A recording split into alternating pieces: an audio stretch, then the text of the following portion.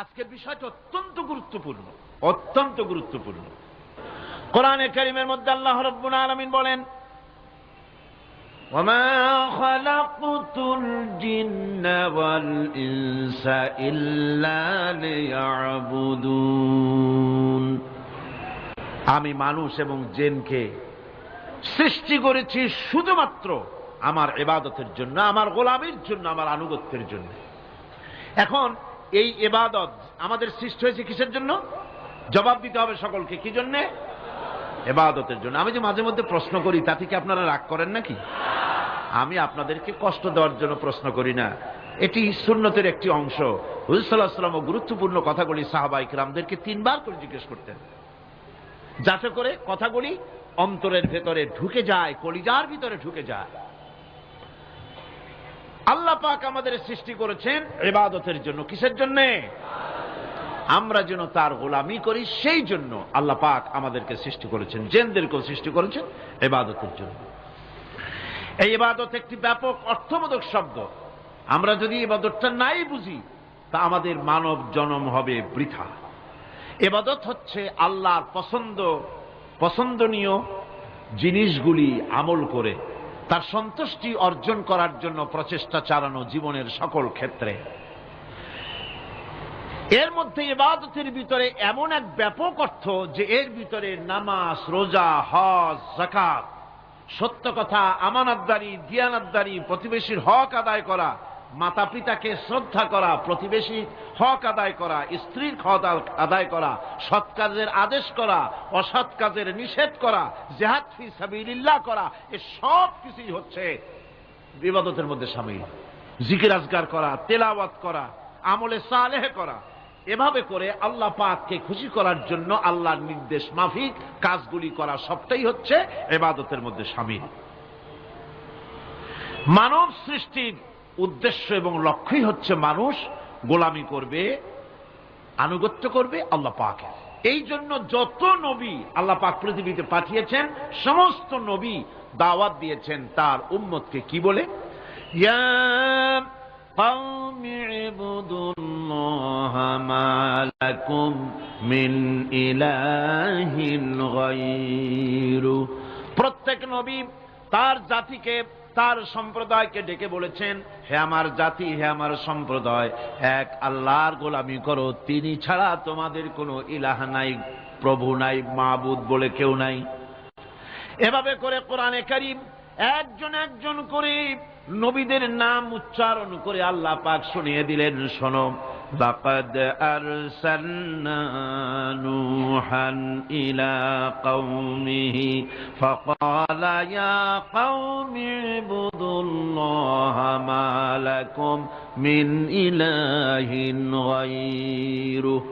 আল্লাহ পাক বলেন, আমি নূহ আলাইহিস সালামকে তার কওমের জন্য নবী করে পাঠালাম, আর নূহ আলাইহিস সালাম তার জাতিকে ডেকে বললেন, ও আমার জাতি, ও আমার সম্প্রদায়, এক আল্লাহর গোলামি করো, তিনি ছাড়া তোমাদের কোনো রব নাই, ইলাহ নাই, মাবুদ নাই।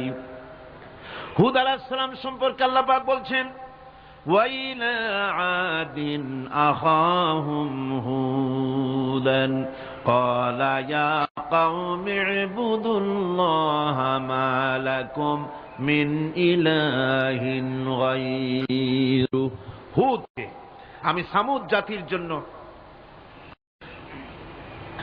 আমি সালেহ আলাইহিস সালামকে তার জাতির জন্য পাঠিয়েছি, হুদকে তার জাতির জন্য পাঠিয়েছি, এবং তারা সকলেই বলেছেন, হে আমার জাতি, এক আল্লাহর গোলামি করো, এক আল্লাহর দাসত্ব করো, আর কারো গোলামি করা যাবে না। এভাবে করে শুআয়ব আলাইহিস সালাম সম্পর্কে আল্লাহ পাক বলেছেন, আমি মাদিয়ানবাসীদের জন্য তাকে পাঠিয়েছি, এবং তাকে আমি বলেছি যে একমাত্র আল্লাহ পাকের গোলামি করো, জীবনের সকল ক্ষেত্রে তার আনুগত্য করো।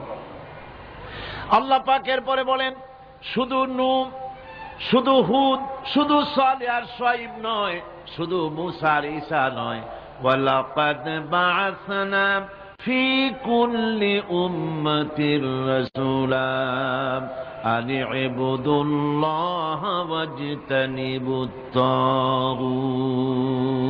আমি প্রত্যেক জাতির জন্যই রাসূল প্রেরণ করেছি, এবং সকলেই দাওয়াত দিয়েছেন, আন ইবুদুল্লাহ ওয়াজতানিবুত তাগুত, এক আল্লাহর গোলামি করো, এক আল্লাহর আনুগত্য করো, আর তাগুতকে বর্জন করো। তাগুত হচ্ছে সেই শক্তি যে শক্তি শুধু নিজেই আল্লাহর আইন অমান্য করে না, অন্যদেরকেও অমান্য করতে বাধ্য করে, তাকে কি বলা হয়? কোরআন বলছি, وَمَا أَرْسَلْنَا مِنْ قَبْلِكَ مِنْ رَسُولٍ إِلَّا نُوحِي إِلَيْهِ أَنَّهُ لَا إِلَهَ إِلَّا أَنَا فَاعْبُدُونِ।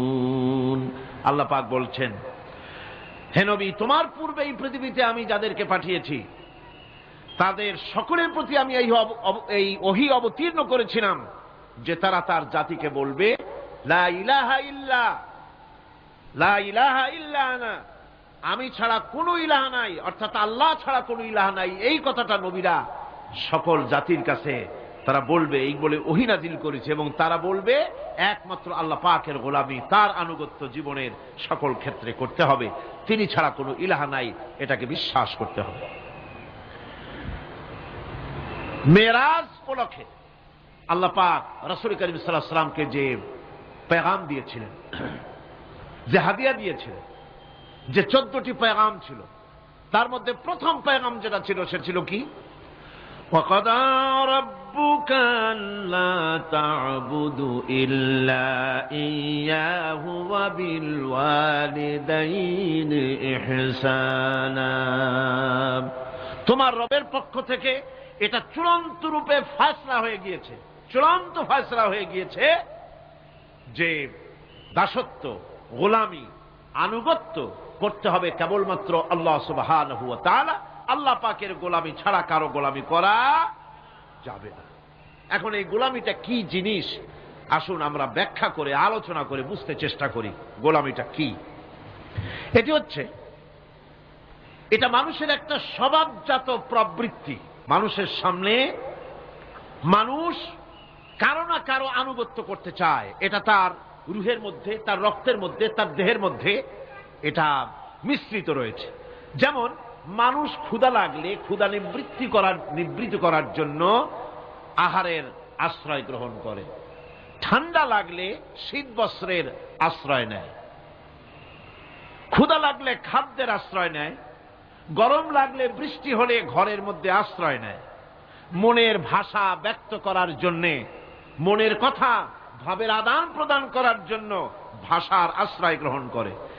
ঠিক এগুলি যেমন তার সহজাত প্রবৃত্তি, ঠিক অনুরূপ ভাবে উপাসনার প্রেরণা তার মধ্যে স্বাভাবিকভাবেই উপাসনার প্রেরণা তার মধ্যে ঢুকিয়ে দেওয়া রয়েছে।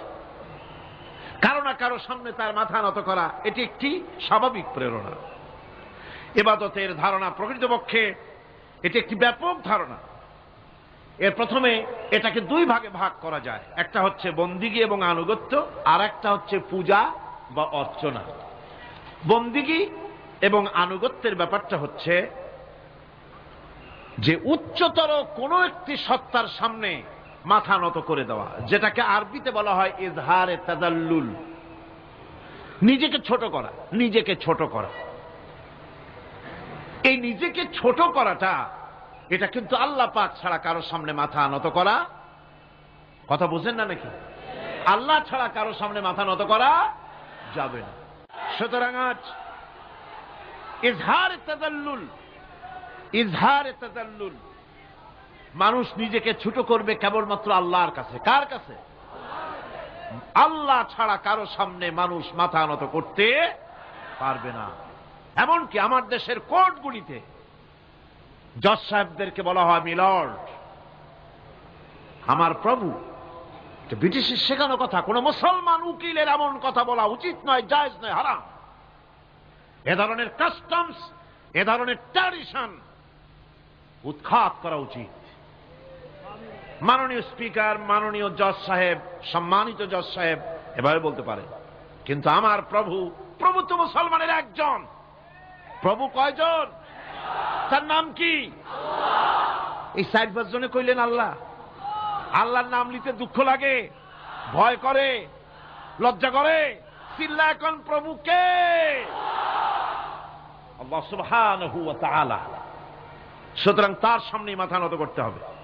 এখন বন্দিগি বা আনুগত্য, আমি এই জিনিসটা একটা দৃষ্টান্তের মাঝে আপনাদের সামনে পেশ করতে চাই। খুবই গুরুত্বপূর্ণ বিষয়, আপনারা শুনলে আশা করি আল্লাহ পাক আমাদেরকে ফায়দা দান করবেন। আমি দোয়া চাই এই গুরুত্বপূর্ণ বিষয়টি যেন গুছিয়ে আপনাদের সামনে পেশ করতে পারি, আল্লাহ পাক যেন তৌফিক দান করেন। এই আনুগত্যটার একটা দৃষ্টান্ত এভাবে দেওয়া যায়, যেমন চাকর মনিবের আনুগত্য করে। চাকর কার আনুগত্য করে? মনিবের। মনিব যা বলে চাকর সেগুলিকে মান্য করে। এটাকে আরেকটু বড় করে যদি দেখতে চান তাহলে এভাবে বলা যায়, জনগণ, একটা দেশের জনগণ সরকারের আনুগত্য করে। সরকার যা বলে সরকারের আনুগত্য করে। মানুষ তার নিজের অজান্তেও কোর্টে, কাছারিতে, আদালতে, রাস্তায়, নৌকায়, স্টিমারে, প্লেনে, শিক্ষাঙ্গনে, সর্বত্র একটি দেশের জনগণ একটা সরকারের আইন নিজের অজান্তেই মেশিনের মতো পালন করে চলে, ঠিক কিনা? এই দৃষ্টিতে যে পরিমাণ লোক কোন সরকারের কর্তৃত্ব সীমায় বাস করে এবং তার আইনের অনুবর্তন করে, তাদের সম্পর্কে আমরা বলতে পারি জনগণ অমুক সরকারের আনুগত্য করছে। আর এটাকে যদি আরবিতে বলেন তাহলে বলা যায় এভাবে, জনগণ অমুক সরকারের ইবাদত করছে, আনুগত্য করছে, দাসত্ব করছে, গোলামি করছে। এবার এই ধারণাটিকে আরো একটু প্রশস্ত করে দিন, তাহলে আপনি দেখতে পাবেন, প্রথমে বললাম মনিবার চাকর, তারপর বললাম জনগণ আর সরকার। এবার এই দৃষ্টিকে আরো প্রশস্ত করে দিয়ে বিশ্বের দিকে তাকান, মহা শূন্যের দিকে তাকান। গাছপালা, তরু লতা, কীট পতঙ্গ সব যেন কারো আইন মেনে চলছেই তো মনে হয়, নাকি কন? এবার শুনুন আল্লাহ পাক কি বলছে। আল্লাহ রাব্বুল আলামিন বলেন, আফাগায়রা দীনিল্লাহি ইয়াবগুন ওয়ালাহু আসলামা মান ফিস সামাওয়াতি ওয়াল আরদি তাওআন ওয়া কারহা। আফাগায়রা দীনিল্লাহি ইয়াবগুন, তোমরা কি আমার দেওয়া জীবন ব্যবস্থাকে ছেড়ে দিয়ে অন্যের তৈরি করা কোন ব্যবস্থা তালাশ করো? ওয়ালাহু আসলামা মান ফিস সামাওয়াতি ওয়াল আরদ, অথচ আকাশে যা আছে, জমিনে যা আছে, সব কিছু আনুগত্যের মস্তক আমার সামনে মাথা নত করে দিয়েছে। সুবহানাল্লাহি ওয়া বিহামদিহি, ঠিক কিনা? একটি ধূলি কণা থেকে শুরু করে নক্ষত্র লোক অবধি যা কিছু আমরা দেখতে পাই, যা দেখি না, সব হুকুম মানে কার? এই আইনের বৃদ্ধাচরণ করার ক্ষমতা কারো নাই। এটাকে বলা যায় গোটা বিশ্ব চরাচর আনুগত্য করছে, গোলামি করছে, ইবাদত করছে। কার করছে? আল্লাহ পাকের। এটাকে ইংরেজিতে বলা হয় ল অফ নেচার, এটাকে আরবিতে বলা হয় কানুনে ফিতরত, এটাকে বাংলায় বলা হয় প্রকৃতির আইন। এই আইনকে লঙ্ঘন করার ক্ষমতা কারো নাই। বন্ধুগণ, এই পৃথিবীর আপনি লক্ষ্য করে দেখবেন, কোরআন মাজিদে এই বন্দিগিকে কোথাও ইবাদত বলেছে, কোথাও তাসবিহ বলেছে, কোথাও তাকদীস বলেছে, কোথাও সুজুদ বলেছে, কোথাও কুনুত বলেছে। আল্লাহ রাব্বুল আলামিন এই ইবাদতকে, আল্লাহ পাকের এই আনুগত্যকে বিভিন্ন শব্দে ব্যবহার করেছে। যেমন وَلَهُ مَنْ فِي السَّمَاوَاتِ وَالْأَرْضِ وَمَنْ عِنْدَهُ لَا يَسْتَكْبِرُونَ عَنْ عِبَادَتِهِ وَلَا يَسْتَحْسِرُونَ।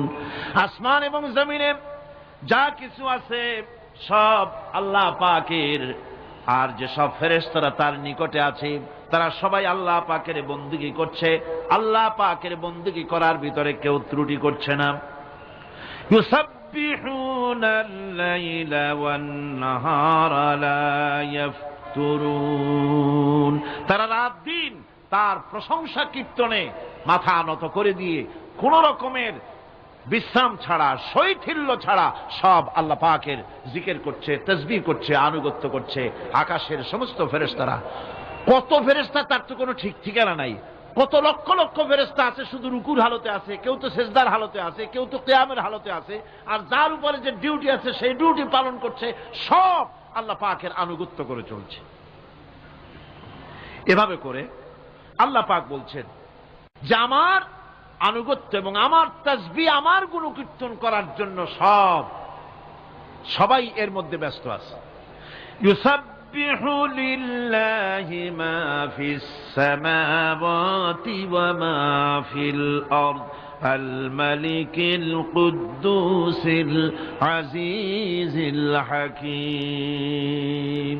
ইউসাব্বিহু লিল্লাহি, তাসবিহ পড়ছে, সাব্বাহা ইউসাব্বিহু তাসবিহান, তাসবিহ পড়েছে, তাসবিহ পড়ছে, তাসবিহ পড়বে। কিয়ামত পর্যন্ত যা কিছু আছে আকাশে, যা কিছু আছে জমিনে, যা কিছু আছে এর মাঝখানে, সব তাসবিহ পড়ছে কার?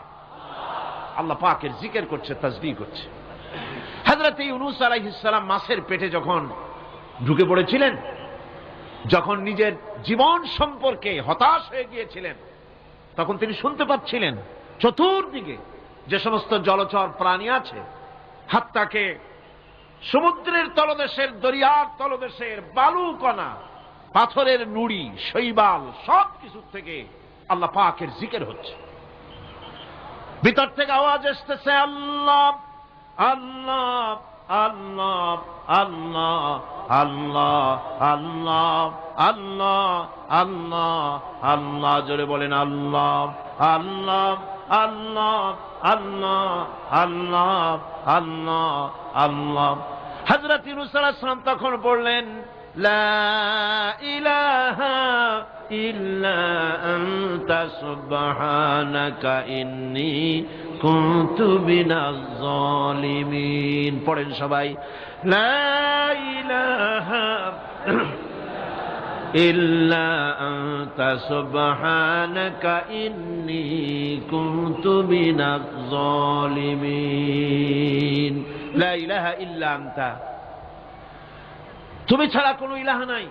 আমি তোমার প্রশংসা করছি, আমি তোমার পবিত্রতা ঘোষণা করছি। আমি নিজের উপর জুলম করেছি। গাছপালা, তরুলতা সব তাসবিহ পড়ছে, জিকির করছে কার? আল্লাহ পাকের। এই জন্য রাসূল কারীম সাল্লাল্লাহু আলাইহি ওয়াসাল্লাম বলেছেন, গাছের পাতাটিও ছিঁড়ো না, প্রয়োজন হলে গাছটা কেটে ফেলো, কিন্তু বিনা প্রয়োজনে গাছের পাতাও ছিঁড়ো না, কারণ গাছের পাতা আল্লাহ পাকের জিকির করছে। কার জিকির করে? গাছপালা, তরুলতা, কীট পতঙ্গ সব আল্লাহ পাকের তাসবিহ করছে, জিকির করছে।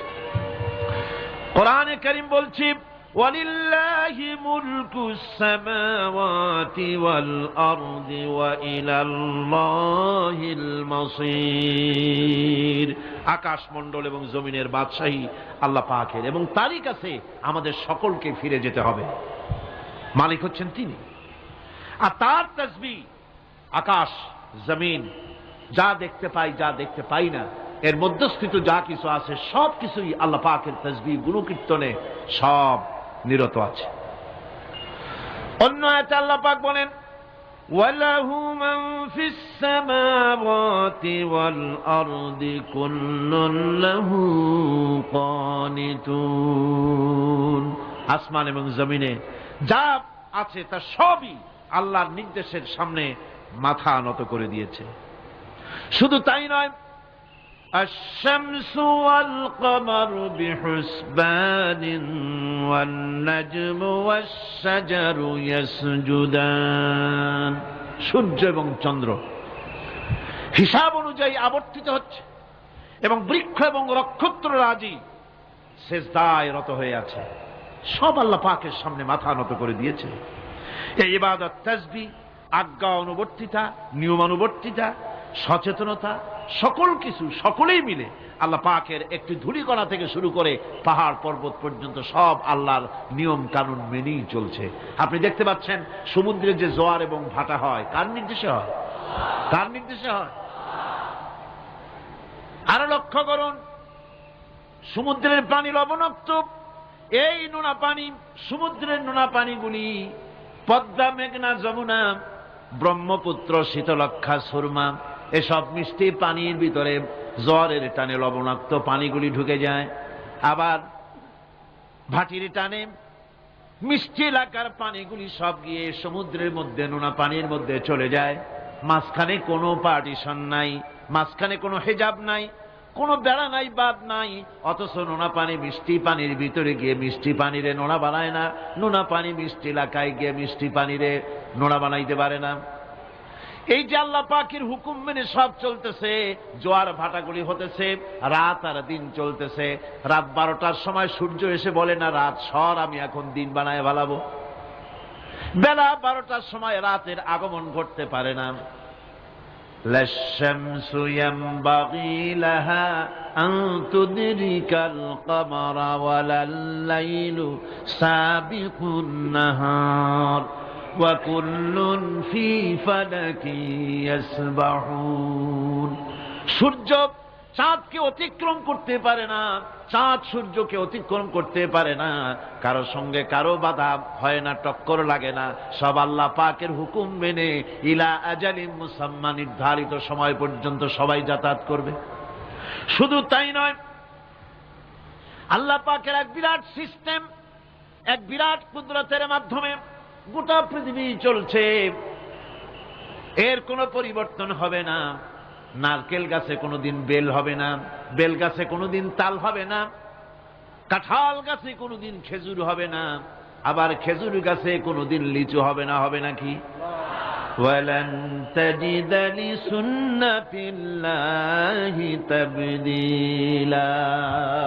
আমার প্রকৃতির আইনের মধ্যে, আমার ল অফ নেচারের ভেতরে কোনো পরিবর্তন হবে না, সবগুলি আমার আইন মানতে হবে। এখন হতে পারে এমন যে ব্যক্তি আল্লাহরে মানে না, ব্যক্তি বোঝেন না নাকি বোঝেন না, একটা মানুষ আল্লাহরে মানে না, ও না মানতে পারে যে জিহ্বাটে দিয়া বলে দেয়ার ইজ নো গড, স্রষ্টা বলতে কেউ নাই, যে জিহ্বাটে দিয়া বলে সে জিহ্বা হুকুম মানে কার? আল্লাহ পাকের হুকুম মানে। কিরকম? জিহ্বার উপরে যদি তিতা রাখা আপনি বলেন তিতা থুইছি তাতে কি হয়েছে, খবরদার তিতার টেস্ট নিবি না, তিতা টক এই টেস্ট নিতে পারবি না, আপনার কথা জিহ্বা শুনবে? শুনবে। ওর উপরে যে নির্দেশটা আছে সেই নির্দেশ অনুযায়ী সে কাজ করবে। টয়লেটে গিয়ে আপনি নাকেরে কবেন যে খবরদার, আমি একটা বিরাট অফিসার, অনেক টাকা পয়সার মালিক, অথবা বিরাট একটা মন্ত্রী টন্ত্রী কিছু একটা, সবাই আমার হুকুম মানে, তোকেও মানতে হবে, খবরদার দুর্গন্ধ যেন নাকের মধ্যে না ঢোকে। নাক আমি চাবি ধরতে পারবো না, শুনবে না কে? শুনবে। নাক হোক, কান হোক, চোখ হোক, মুখ হোক, প্রত্যেকটা অঙ্গ প্রত্যঙ্গ, এগুলি সব হুকুম মানে কার? হতে পারে ব্যক্তি আল্লাহরে অস্বীকার করে বসলো, আল্লাহকে বললো যে আল্লাহ নাই, সব এমনি এমনি, এর কপালের লক্ষণ। কিসের লক্ষণ? কপাল পড়া লক্ষণ। সব বোঝে, একটা মাঠ দেখে কয় যে না কেউ এটারে বানাইছে। এই যে একটা ভিডিও ক্যামেরা, এটারে কেউ দেখলে বলবে যে কয়েকজন আলেমে মিলে ফু দিছে আর অমনি একটা মাইক হয়ে কি বল ক্যামেরা হয়ে গেছে, বলবে কেউ? কোন পাগলেও কবে? এই প্যান্ডেলটা দেখে কি মনে হবে? 4-5 জন পিসা বাইসা কোসার কোণে দাঁড়াইয়া ফু দিছে, সাথে সাথে প্যান্ডেল হয়ে গেছে। এটা কথা হইল? একটা ছোট্ট টেবিল, একটা চাপ দেখলে পরে মানুষ বলে নিশ্চয়ই এটা কেউ বানাইছে। আজীব, এত বড় বিশাল আকাশ, এত সুন্দর জমিন, এত সুন্দর দেহ, এই মানুষ, গাছপালা, তরুলতা, কীট পতঙ্গ, পাহাড়, নদ নদী, এ সব কিছু দেখে কেবলমাত্র কপাল পোড়াই বলতে পারে যে কেউ নাই, এমনি এমনি হয়েছে। আজীব তামাশা। এমনি এমনি একটা চাউল তৈরি হয় না, একটা ডিম তৈরি হয় না, এমনি এমনি পৃথিবীটা হয়ে গেল। সবগুলির পেছনেই আল্লাহ পাক আছে, তিনি সৃষ্টি করেছেন। এখন উপাস্যের প্রতি এই সৃষ্টি মানুষের দৃষ্টি আকর্ষণ করে। উপাস্য পাও না কে আল্লাহ, তা ঠিক পাও না, তা দেখাবার জন্য এই পৃথিবীর আল্লাহর সৃষ্টি প্রত্যেকটি পদার্থ, প্রত্যেকটি জিনিস ইঙ্গিত করে নিঃসন্দেহে কেউ না কেউ আছে, আর তার নাম হচ্ছে আল্লাহ। তার নাম কি? আরো জোরে বলেন, নাম কি? আল্লাহ পাক। এখন প্রশ্ন ওঠে আল্লাহরে বানাইছে কেনা? এরা বলে তো মুরগি আগে না ডিম আগে? ডিম যদি আগে হয়ে থাকে তো ডিমটারে পারলো কে? আর মুরগি যদি আগে হয়ে থাকে, কোথার থেকে মুরগি এসে উড়ে এসে জুড়ে বসলো, আইলো কই থেকে? আল্লাহ যদি একজন থেকেই থাকেন তাহলে তার স্রষ্টাকে? এই প্রশ্ন তুলেছেন বার্টন রাসেল। প্রশ্ন তুলেছে স্রষ্টার স্রষ্টাকে। আমি দেখলাম এক আর্মি অফিসার একটা বই লিখেছেন, আমার এত ভালো লাগলো। বইটার নাম হচ্ছে আল কোরআন দ্য চ্যালেঞ্জ, মহাকাশ পর্ব। দারুণ লিখেছেন তিনি, আপনারা যদি পান খুঁজে নিয়ে পড়বেন। সে বইয়ের শেষ ভাগে গিয়ে তিনি এটার জবাব দিয়েছেন, স্রষ্টার স্রষ্টাকে তাই তুমি তালাশ করো। কানা চায় মানে কুজো চায় চিতই শুইতে। একটা লবণ কণার দৃষ্টান্ত তিনি দিয়েছেন। একটা লবণ কণা, একটি লবণ কণার ভিতরে যতগুলি মলিকুল থাকে, একটা লবণ কণার ভিতরে যতগুলি ক্যালাস থাকে, একটা লবণ কণার ভিতরে যতগুলি উপকরণ আর উপাদান থাকে, অর্থাৎ একটা লবণ কণা যত উপকরণ যত উপাদান ধারণ করে, তার ধারণ ক্ষমতা যতখানি, এতখানি জিনিস ধারণ করতে 1000 বার্টন রাসেলের মগজের দরকার। একটা লবণ কণা, সেইটার চিন্তা করাই কঠিন। আর এত বড় মহাবিশ্ব যিনি সৃষ্টি করেছেন তার স্রষ্টাকে তালাশ করতে চাও, এটা কি স্বাভাবিক কথা? এটা পাগলের প্রশ্ন হতে পারে, এটা পাগলের প্রশ্ন হতে পারে। গ্যাগারিন টিটপ আর প্রথম মহাশূন্যচারী ছিল। গ্যাগারিন বেটা মহাশূন্য ঘুরি টুরি আসা কয় কি, কয় যে মুসলমানেরা যারে কয় আল্লাহ, হিন্দুরা যারে কয় ভগবান, খ্রিস্টানরা যারে কয় গড। মহাশূন্য এত ঘুরলাম, আল্লাহরেও দেখলাম না, ভগবানেরও দেখলাম। আজীব তামাশা। তুমি তো তোমার শরীরটাই দেখো না, তোমার শরীরটাই তো তুমি দেখতে পাও না। তোমার মাথার তালুটা কেমন তা কি দেখছো কখনো? আয়না নিচের দিকে দিয়ে ঠ্যাং উপরের দিকে দিয়ে তাকাইলে যদি দেখো মাথার তালু কেমন। নিজের ঘাট দেখো না, পিঠ দেখো না, নিজের হিপ দেখতে পারো না। আয়না টায়না সাইড পাঁচখান না নিয়ে দেখার উপায় নাই কোন জায়গায় কি আছে শরীরে। নিজের শরীরটাই দেখো না। কত বড় সাহস! এই শরীরের স্রষ্টাকে দেখতে চাও? লা তুদরিকুহুল আবসার।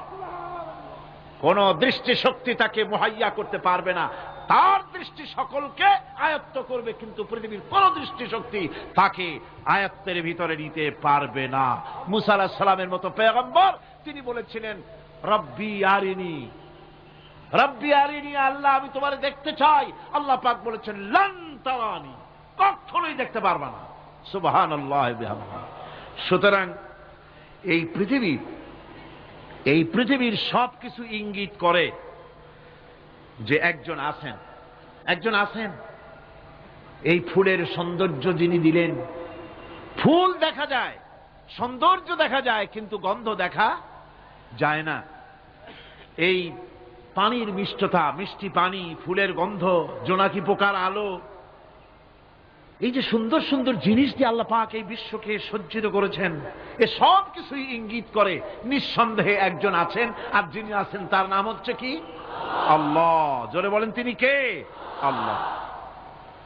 এখন এই স্রষ্টাকে চিনতে মানুষের বড্ড হয়রানি স্রষ্টাকে চেনার জন্য। এই স্রষ্টাকে খোঁজার জন্য, চেনার জন্য মানুষ শক্তি পূজা আরম্ভ করলো।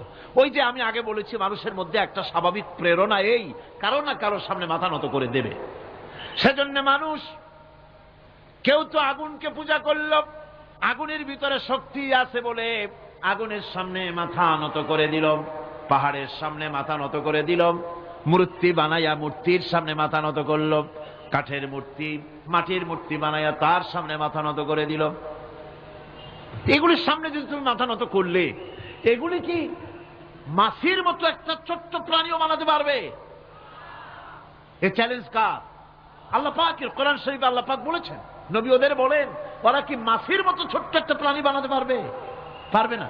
এমনকি ওদের সামনে যে খাদ্যগুলি রাখা হয়, মূর্তি টুর্তি বানায় সামনে যে খাদ্য রাখা হয়, এই খাদ্যের উপরে যদি মাছি পড়ে, খাবারগুলি উড়াই নিয়ে যায়। অথবা ওদের নাকের উপর এসে যদি মাছি এসে পড়ে, এই মাছিটাকে এতগুলো হাত সাথে একটা টোকা দিয়ে একটা মাছিকে উড়াই দিতে পারবে না। পারবে না। সুতরাং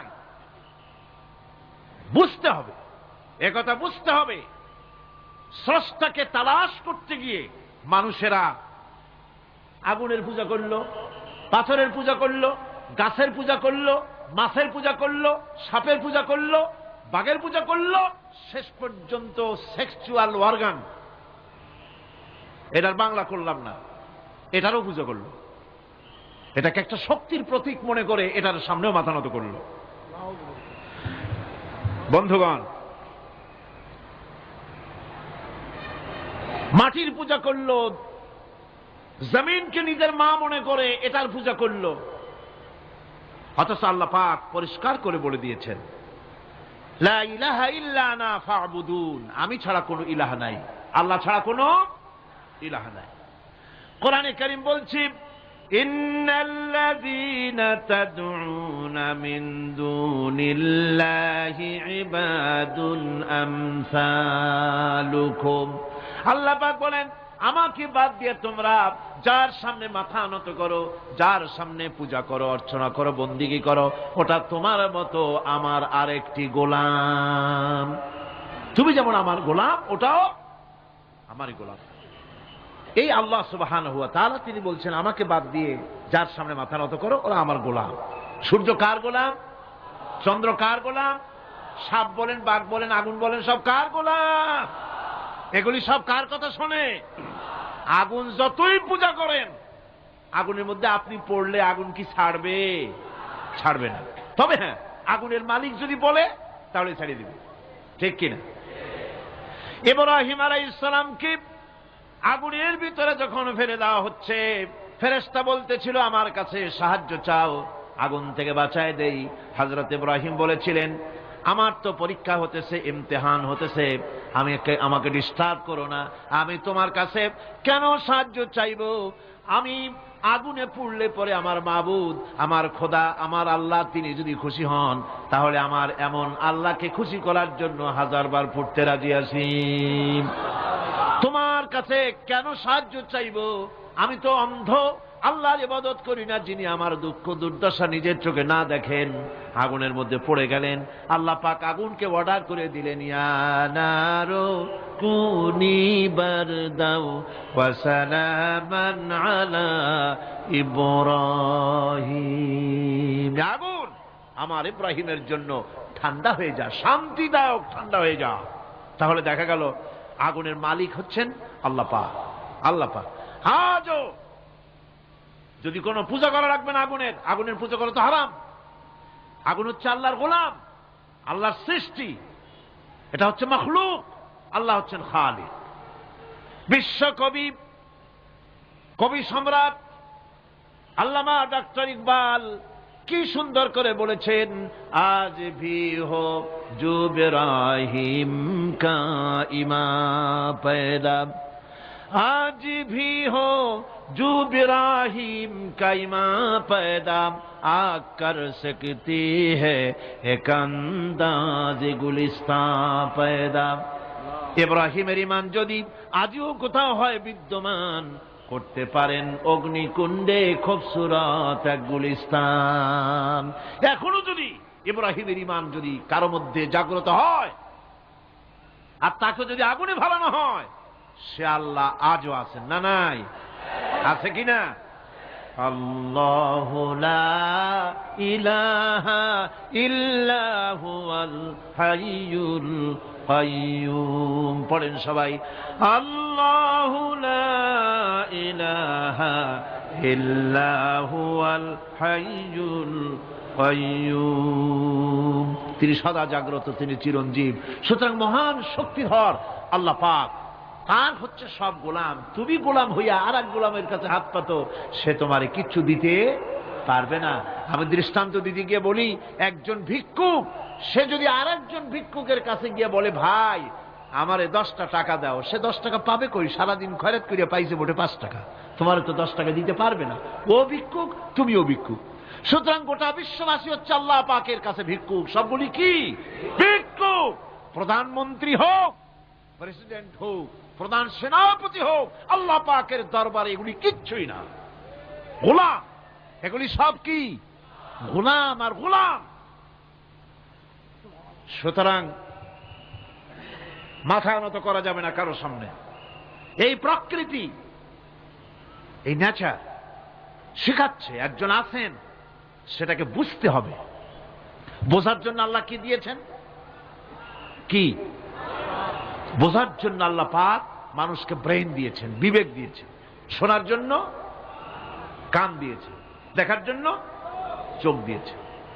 আল্লাহ পাক বলছেন লাহুম কুলুবুন লা ইয়াফকাহুনা বিহা ওয়া লাহুম আয়ুনুন লা ইউবসিরুনা বিহা ওয়া লাহুম আযানুন লা ইয়াসমাউনা বিহা উলাইকা কাল আনআম বাল হুম আযাল উলাইকা হুমুল গাফিলুন। আমি যাদেরকে কান দিয়েছিলাম, কলব দিয়েছিলাম, বিবেক দিয়েছিলাম, বিবেক দিয়ে সব বুঝলো, কিন্তু আমারে বুঝলো না।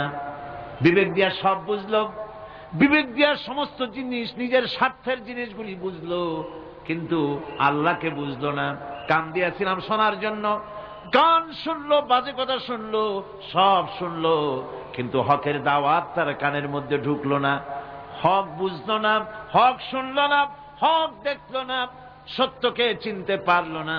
আল্লাহ পাক বলেন উলাইকা কাল আনআম, এরা হলো চতুষ্পদ জানোয়ার, জানোয়ার পশু। আল্লাহ কয় না খালি পশু কইলে সারে না, বাল হুম আদাল, একেবারে পশুর চাইতেও নিকৃষ্ট। কারণ কি? কারণ হলো পশু অবিশ্বাসী নয়, পশু অবিশ্বাসী নয়, পশু কাফের নয়, পশু মুশরিক নয়, পশু মুরতাদ নয়, পশু নাস্তিক নয়, ঠিক কিনা? সুতরাং পশুর চাইতেও খারাপ, পশুর চাইতেও খারাপ। পশু যেটা বোঝে তাও বোঝে না। পশু তো অন্তত মালিকের আনুগত্য করে, তার কথা শোনে, যার খায় তার কথা শোনে। কুত্তাটাও, কুকুরও যার খায় তার কথা শোনে, ঠিক কিনা গণ? অথচ যে আল্লাহ রাব্বুল আলামিন খেতে দিলেন, পড়তে দিলেন, সব কিছু দিলেন, তার ইবাদতটা বুঝতে চেষ্টা করলো না, তার ইবাদত বুঝতে চেষ্টা করলো না, তার গোলামি করতে জানলো না। সুতরাং এগুলি হচ্ছে উলাইকা কাল আনআম, এগুলি চতুষ্পদ জন্তু এবং জানোয়ারের মতো, বরং তার থেকেও নিকৃষ্ট। মানুষকে আল্লাহ পাক জ্ঞান দিয়েছিলেন, সেই জ্ঞান দিয়ে সে দূরবীন আবিষ্কার করলো, জ্ঞান দিয়ে দূরবীন আবিষ্কার করলো, যাতে করে শকুনের চাইতেও তীক্ষ্ণ দৃষ্টি সম্পন্ন হয়। সে গাড়ি আবিষ্কার করলো যাতে করে চিতাবাঘের চাইতেও বেশি দৌড়াইতে পারে। সে সাবমেরিন আবিষ্কার করলো যাতে করে মাছের চাইতেও বেশি দ্রুতগামী হয়ে চলতে পারে পানির তলা দিয়া। এ সব কিছুই করলো, কিন্তু তার মনুষ্যত্বকে বাড়াইতে পারলো না, মনুষ্যত্বকে বাড়াতে পারলো না। এই মনুষ্যত্বই ছিল সবচেয়ে বড় জিনিস। কবি বলছেন মুঝে ये डर है कि दिले जिंदा तू ना मर जाए, मुझे ये डर है कि दिले जिंदा तू ना मर जाए, कि जिंदगानी इबारत है तेरे जीने से, मुझे ये डर है कि दिले जिंदा तू ना मर जाए। আমার এই ভয় হয়, হে আমার জীবন্ত আত্মা, তোর না অপমৃত্যু হয়ে যায়। কারণ তোর যদি অপমৃত্যু হয় তাহলে আমার তো বেঁচে থাকার কোনো লাভ নাই। আমরা তো আমাদের আত্মা, জীবিত আত্মাকে মেরে ফেলছি, জীবিত আত্মাকে মেরে ফেলছি, আত্মাকে বিকশিত করছি না। আত্মাকে বিকশিত করতে হবে। এই আত্মা বিকশিত হবে কিভাবে? সব জিনিসের খাবার আল্লাহ পাক এই জমিনে তৈরি করেছেন, ঠিক কিনা কর? সকলের খাবার এই জমিনে। মানুষ যেহেতু তৈরি হয়েছে এই মাটি দিয়ে, সেই জন্য আল্লাহ রাব্বুল আলামিন মানুষের খাবার মাটি দিয়ে তৈরি করে দিয়েছেন। কলা দিয়েছেন, কচু দিয়েছেন, আলু দিয়েছেন, মূলা দিয়েছেন, তাল দিয়েছেন, বেল দিয়েছেন, মাছ দিয়েছেন, তরকারি দিয়েছেন, পনির দিয়েছেন, দুধ দিয়েছেন, গোশত দিয়েছেন। খাবারের কোনো অভাব রাখেন নাই, সব মাটি দিয়েছে। কিন্তু যে রূহটা আমাদের ভিতরে, যে আত্মাটা আমাদের মধ্যে, যে আত্মা থাকলে পরে বাঁচি, আত্মা না থাকলে পরে মরে যাই, সেই রুহের খাবার আমরা কেউ দিতেছি না। রুহটা কি? আল্লাহ পাক বলছেন নবী, আপনাকে প্রশ্ন করা হয় ওয়ায়াসআলুনাকা আনির রূহ কুলির রূহু মিন আমরি রাব্বি। নবী হে, প্রশ্ন করা হয় রূহ কি জিনিস? এর জবাব হচ্ছে এই, বলে দিন রূহ হচ্ছে আল্লাহর একটু অর্ডার, একটু হুকুম তোমার ভিতরে কাজ করছে। ওই রূহেরও কিছু খাবার আছে, ওই রূহেরও কিছু খাবার আছে। সেই রূহকে খাবার জমিনে তৈরি হবে না। রুহ গোশত খাবে না, পনির খাবে না, দুধ খাবে না, সর খাবে না, ফল খাবে না, কি খাবে? রুহের খাবার যেহেতু রুহ এই পৃথিবীতে তৈরি হয় নাই, রুহ এসেছে আলমে আরওয়াহ থেকে, সেজন্য রব্বুল আলামিন রুহের খাবার পাঠিয়েছেন লৌহ মাহফুজ থেকে। আল্লাহ পাক কোরআনে কারীমকে রুহের খোরাক করে পাঠিয়েছেন।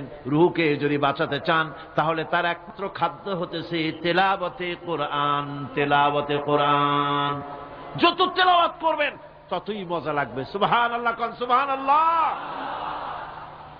একটু হারাম শরীফ থেকে বেড়ায় আসেন। টাকা পয়সা যাদের আছে তাদের বলছি, পয়সা কড়ি যাদের আছে সিঙ্গাপুর বেড়ায়। আরে সিঙ্গাপুর বেড়ায় করবা কি? মার্কেটিং ছাড়া আর কিছুই নাই। সিঙ্গাপুর, ব্যাংকক, হংকং এই সমস্ত জায়গায় ঘুরে টুরে আসে খুব দেখে আসছে। টাকা নষ্ট করে লাভ নাই, বরং পয়সা কড়ি যদি আল্লাহ দিয়ে থাকেন হস্ত করবেনই। পয়সা কড়ি বেশি থাকলে রমজান মুবারকে উমরা করে এসেন। রাসূল করিম সাল্লাল্লাহু আলাইহি ওয়াসাল্লাম বলেছেন, যে ব্যক্তি রমজান মুবারকে উমরা করলো সেজন্য আমার সাথে হজ আদায় করলো। কেন বলি? এই জন্য বললাম, আল্লাহ পাক আমাকে কয়েকবার নসিব করেছেন। সেখানে যখন রমজান মুবারকে যখন তেলাওয়াত হতে থাকে তারাবিহের ভেতরে, মনে হচ্ছে যেন আকাশ থেকে ওহী নাজিল হতেছে। মানুষের চোখের পানি, নাকের পানি একাকার হয়ে যায় হারাম শরীফের ভিতরে। সেখানে তো মুনাজাত সারা বছর মুনাজাত হয় না, মুনাজাত হয় রমজান মুবারকে বেতেরের নামাজের ভিতরে। বেতেরের নামাজের ভিতরে ইমাম সাহেব হাত তুলে মুনাজাত করেন। অন্তত 8 থেকে 10 লক্ষ মানুষ হজের মৌসুমের মতো কাঁদতে কাঁদতে পাগল হয়ে যায়। কোরআন কি মজা! কোরআন হচ্ছে রুহের খাবার।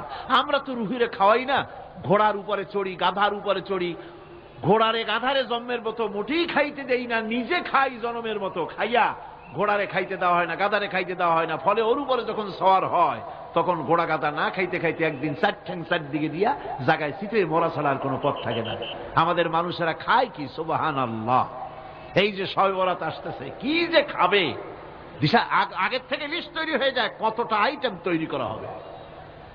রমজান মাসে আল্লাহ একটু কম টম মান্দায় খাবে। একটা রমজান মাস আল্লাহ দিলেন, সেই রোজার মাসে যে সারাদিন খায় না, এটাকে উসুল করে ইফতারের সময় সে যে কত খাবার, চোখ সানা বড় হয়ে যাবে দেখলে। পেঁয়াজি, বেগুনি, হালিম, শরবত, তরমুজ, বেল, কলা, কচু, না কি খাইতে খাইতে মাগরিবের রক্ত শেষ। কয় ভাই নামাজটা কোন রকম পড়ে আসি, তারপরে খাবো না।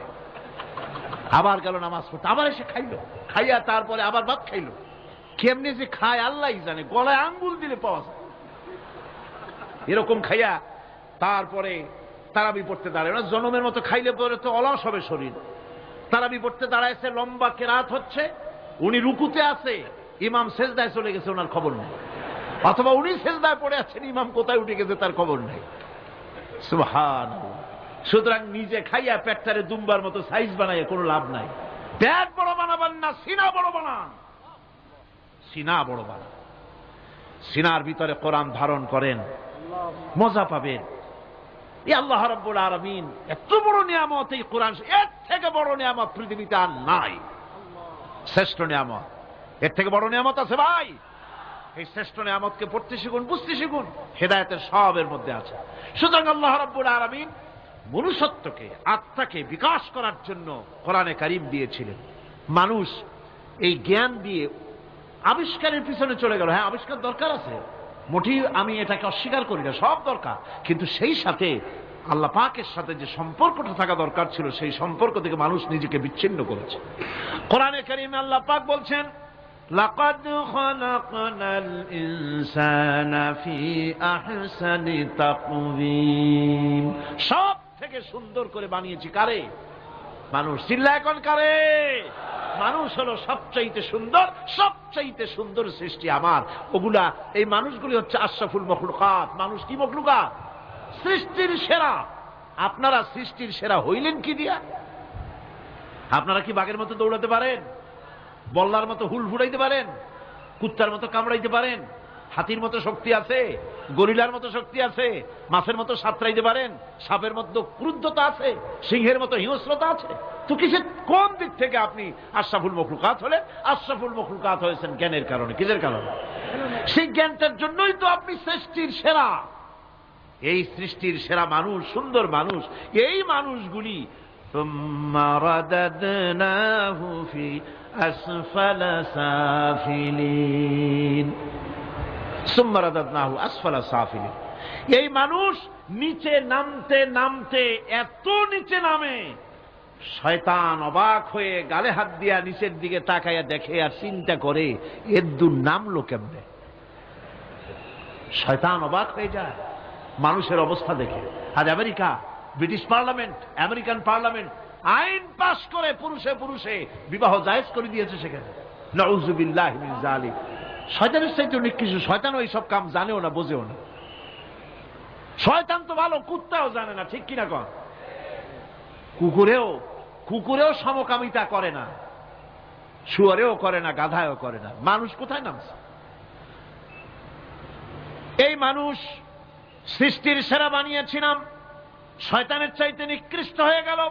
আল্লাহ পাক বলেন, ইল্লাল্লাযীনা আমানু ওয়া আমিলুস সালিহাতি ফালাহুম আজরুন গায়রু মামনুন। কিন্তু যারা ঈমান এনেছে, আমলে সালেহ করেছে, তাদের জন্য রয়েছে অফুরন্ত পুরস্কার। এই অফুরন্ত পুরস্কার আল্লাহ রাব্বুল আলামিন দান করবেন যারা নাকি মুমিন বান্দা, যারা নাকি ইবাদত করবে তাদের জন্য। এখন আমি আপনাদেরকে বলতেছিলাম যে ইবাদত গোলামি অর্থে, এর গোলামির পূর্ণ অর্থ সেটা হচ্ছে যে ব্যক্তি, পরিবার, সমাজ ও রাষ্ট্র, জীবনের সকল ক্ষেত্রে গোলামি করতে হবে কার? আল্লাহ পাকের। এই ইবাদত শব্দটাকে কোরআনে কারিমে কয়েকটা অর্থে ব্যবহার করা হয়েছে, সে অর্থগুলি আমাদের জানা দরকার। যেমন ইবাদত এবং দাসত্ব অর্থে আল্লাহ পাক বলছেন, সুম্মা আরসালনা মূসা ওয়া আখাহু হারুনা বিআয়াতিনা ওয়া সুলতানিম মুবিন। অথবা মূসা এবং তার ভাই হারুনকে আমার নিদর্শন দিয়ে তাদেরকে সুস্পষ্ট রূপে প্রমাণ সহ ফেরাউন এবং তার সভাসদের কাছে আমি পাঠিয়ে দিলাম। তারা যখন তাদের কাছে গিয়ে দ্বীনের দাওয়াত দিল, তখন তারা কি বলল? ফাকালু আনুমিনু লিবাশারাইনি মিসলিনা ওয়া কওমুহুমা লানা আবিদুন। আমি যখন তাদেরকে পাঠালাম, তারা যখন দ্বীনের দাওয়াত দিলেন, ইবাদতের দাওয়াত দিলেন, তখন তারা বলল, আমরা কি এমন আমাদেরই মতো দুজন মানুষের আনুগত্য করব? এখানে আবিদুন অর্থাৎ দাসত্ব, আমরা কি তার দাসত্ব করব? এই দাসত্ব একমাত্র আল্লাহরই হতে পারে, আর কারো হতে পারে না। সেজন্য কোরআনে কারীম অন্যত্র বলছে, ইয়া আইয়ুহাল্লাযীনা আমানু কুলু মিন তাইয়্যিবাতি মা রাযাকনাকুম ওয়াশকুরু লিল্লাহি ইন কুনতুম ইয়্যাহু তা'বুদুন। হে ঈমানদারেরা, তোমরা যদি আমার ইবাদত করো, তবে আমি তোমাদেরকে যে সব পবিত্র জিনিস দান করেছি তা খাও এবং আল্লাহর শুকর আদায় করো। তো ইবাদত আল্লাহ পাকের করলে আল্লাহ পাক তাদেরকে খেতে দিবেন, পড়তে দিবেন, সবকিছু আল্লাহ পাক করে দিবেন। তো আল্লাহ পাকের ইবাদত করতে হবে, আল্লাহ পাকের উপর ঈমান আনতে হবে, আর তাগুতকে অস্বীকার করতে হবে। অন্য আরেকটি আয়াতে কথাটা এভাবে এসেছে, ফামান ইয়াকফুর বিত্তাগুতি ওয়া ইউমিন বিল্লাহি ফাকাদ ইসতামসাকা বিল উরওয়াতিল উসকা লা ইনফিসামা লাহা ওয়াল্লাহু সামিউন আলীম। ফামান ইয়াকফুর বিত্তাগুত, যে ব্যক্তি তাগুত অস্বীকার করলো, ওয়া ইউমিন বিল্লাহ এবং আল্লাহর উপর ঈমান এনেছে, ফাকাদ ইসতামসাকা বিল উরওয়াতিল উসকা, সে এমন এক মহান অবলম্বন ধারণ করলো যে কোনো জিনিসই তাকে বিচ্ছিন্ন করে দিতে পারবে না। এমন এক মহান অবলম্বন ধারণ করেছে। সুতরাং আল্লাহর উপর ঈমান আনতে হবে, তাগুতকে অস্বীকার করতে হবে। ইবাদত জীবনের সকল ক্ষেত্রে করতে হবে কার? আল্লাহ পাক। কোরআনে কারীম বলছে, এর আগে আমি প্রথমে শুনিয়েছি, সমস্ত নবীরা, আম্বিয়া আলাইহিমুস সালাম, তারা তার নিজের জাতিকে গোলামির জন্য দাওয়াত দিয়েছেন আল্লাহ পাকের বলেছেন আমার জাতি একমাত্র নবী মুহাম্মদ রাসূলুল্লাহ সাল্লাল্লাহু আলাইহি ওয়াসাল্লাম আমার জাতি তিনি বলেন নাই, তাকে দিয়ে আল্লাহ পাক বলেছেন ইয়া আইয়ুহান নাসু উবুদু রাব্বাকুমুল্লাযী খালাকাকুম والذين من قبلكم لعلكم تتقون يا أيها الناس اعبدوا ربكم الذي خلقكم ربكم اعبدوا ربكم أي أطيعوا ربكم গোলামি করো, আনুগত্য করো, দাসত্ব করো তোমার সেই প্রভুর, সেই রবের যিনি তোমাকে সৃষ্টি করেছেন। তার আনুগত্য জীবনের সব ক্ষেত্রে করো, এক জায়গায় করলে হবে না, সব জায়গায় করলে হবে। জীবনের সমস্ত কাজটাই হলো ইবাদত হবে যদি মুসলমান আল্লাহর হুকুম মাফিক তার জীবনকে পরিচালনা করে। আপনার চোখের চাহনিটাও তো ইবাদত হবে, সুবহানাল্লাহ। এই চোখ দিয়ে গুনাহ কামাই করা যাবে, আবার এই চোখ দিয়ে সওয়াব কামাই করা যাবে। যদি কোনো সন্তান তার মা বাপের দিকে ভক্তির নজরে, মহব্বতের নজরে যদি তাকায়, নবীজি বলেছেন একটা কবুল নফল হজের সওয়াব আমলনামায় লেখা যাবে। সাহাবীরা প্রশ্ন করেছেন যদি কেউ 100 বার তাকায় তো কি হবে? নবীজি বলেছেন আল্লাহ রাব্বুল আলামিনের নিয়ামতের ভান্ডার অফুরন্ত নিয়ামতের, সেখানে কোনো অভাব নাই। যদি কোনো বান্দা যদি তার মা বাপের দিকে দৈনিক 100 বার তাকায় তো ওই বান্দার আমলনামায় 100 কবুল নফল হজের সওয়াব লেখা যাবে। তাহলে দেখা গেল চোখের চাহনি আপনার ইবাদত, আপনার ঘুম ইবাদত, আপনার চাকরি ইবাদত, আপনার ব্যবসা বাণিজ্য ইবাদত। তার মানে হলো আল্লাহর গোলামি, আল্লাহর হুকুম অনুযায়ী কাজ করার নামই হচ্ছে ইবাদত। ইয়াকা না'বুদু ওয়া ইয়াকা নাস্তাঈন। পড়েন সবাই, ইয়াকা না'বুদু ওয়া ইয়াকা নাস্তাঈন। আল্লাহ তাআলা একমাত্র তোমার গোলামি করি, তোমারই আনুগত্য করি, তুমি ছাড়া কারো গোলামি করি না, তুমি ছাড়া কারো গোলামি করি না। এখন দোকানদার নামাজের মধ্যে পড়লো ইয়াকা না'বুদু। ইয়াকা না'বুদু, না'বুদু শব্দটা হচ্ছে মুজারের সিগায় যায়, এর মধ্যে দুইটা কাল পাওয়া যায়, বর্তমান আর ভবিষ্যৎ, দুটি কাল পাওয়া যায়। না'বুদু এই শব্দ দিয়ে বোঝানো হচ্ছে কি, আল্লাহ পাক এই নামাজের ভিতরে যেমন তোমার হুকুম পালন করে নামাজ আদায় করছি, যেমন নামাজের ভিতরে কিছু খাওয়া যায় না, বাইরে খাওয়া জায়েজ ছিল, নামাজ পড়ছি বলে খানাটা আমার জন্য হারাম হয়ে গেছে। কথা বলা জায়েজ ছিল, নামাজের ভিতরে কথা বলা হারাম করে দিলাম। এদিক ওদিক তাকানো জায়েজ ছিল, নামাজের ভিতরে এদিক ওদিক তাকানো বন্ধ করে দিলাম। তার মানে আমার জন্য চিরস্থায়ী, সব সময়ের জন্য আমার জন্য হালাল করে দেওয়া জিনিসগুলি এই নামাজের ভিতরে অল্প সময়ের জন্য হারাম করে প্রমাণ করে দিলাম। মাবুদ গো, এই নামাজের পরে চিরস্থায়ী হারামগুলি এইভাবে আমার জন্য হারাম করে নেব। ইয়াকা না'বুদু, নামাজটা পড়ছি যেভাবে করে নামাজের বাইরের জীবন চালাবো সেইভাবে করে। সেজদা দিলেই তো সওয়াব হয়, সেজদা দিলে কি হয়? সওয়াব হয়। যদি কেউ 5-6টা সেজদা দিয়ে দেয় এক রাকাতের মধ্যে তো কি হবে? যদি কেউ নামাজ পড়লে তো সওয়াব হয়। ফজরের নামাজ যদি 4 রাকাত পড়ে তো কি হবে? মাগরিবের নামাজ যদি 2 রাকাত পড়ে অথবা 4 রাকাত পড়ে তো কি হবে? ইচ্ছে করে যদি এভাবে করে, ভুল করবে নয়, ইচ্ছে করে যদি করে তাহলে আল্লাহর আইনের সঙ্গে বিরোধিতা করছে বলে সে বিদ্রোহী হিসাবে প্রমাণিত হবে। সুতরাং কথা হচ্ছে নামাজের ভিতরে আল্লাহ পাক ইয়াকা না'বুদু, এই নামাজের ভিতরে তোমার হুকুম মেনে যেভাবে নামাজ আদায় করি, নামাজের বাইরের জীবনটাও তোমার হুকুম মেনে পালন করব।